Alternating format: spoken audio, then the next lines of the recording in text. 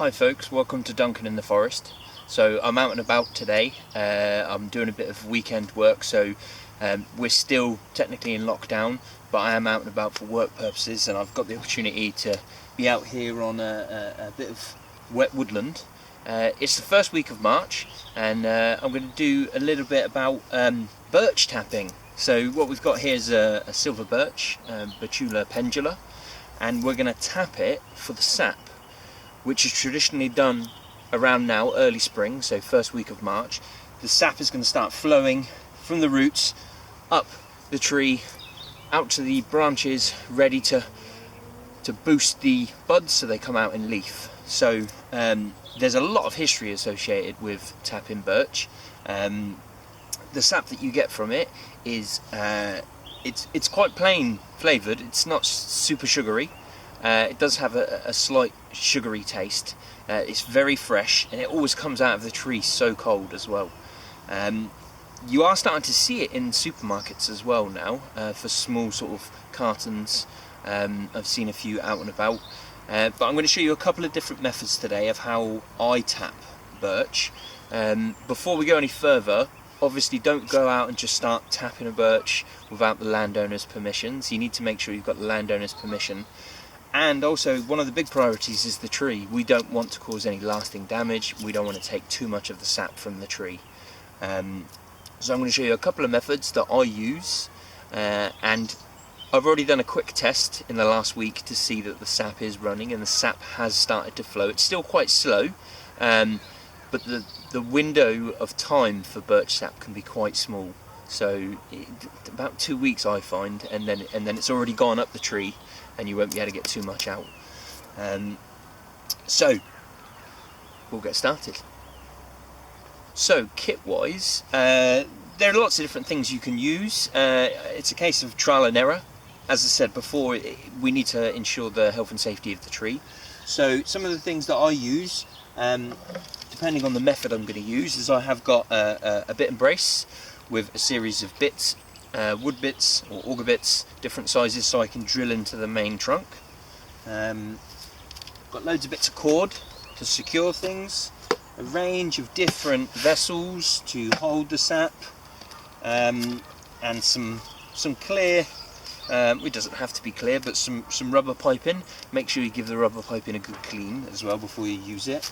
And if you are using, say, like an open container like this one here, some sort of netting if you're leaving it out overnight as well, just to stop all sorts of woodland gunk getting in it, and also bugs and beasties. When it comes to tapping them as well, try not to tap them kind of near a road or a footpath, just in the sense that somebody might tamper with your kit that's left out overnight, or if someone's walking a dog and you've got an open container, you don't really want that happening at all. So I'm going to show you the first method that I'm going to use on this silver birch here. So I've set up the first method that I use for tapping silver birch sap, and that's by drilling a hole directly into the trunk, not too deep, and we tend to go at a diagonal angle upwards. So we're only really getting past the bark and getting to the cambium, which is the living tissue behind the bark, before you get to the wood. So I'm only drilling in 1 centimetre or so, and the hole needs to be just the right size for the tubing, so when you push the tubing in, you're going to get a nice tight fit. The tubing then leads down to the vessel of your choice. It's good if the vessel has got a nice tight fit on the pipe as well. It stops any debris getting into your vessel. And that we leave overnight to collect the sap. So that's the second one set up. A much better fit here. Use the slightly smaller drill bit, which means that the pipe is a real nice tight fit. And we've already got a good centimetre of birch sap, and it's only been in 2 or 3 minutes. I've also secured the bottle on this one just because it's on a bit of a slope. So that's 2 so far. I'm now going to do a third one, but I'm going to show a different method of how I tap silver birch for their sap. So this is the second method of tapping silver birch sap, and it's the method I tend to use more.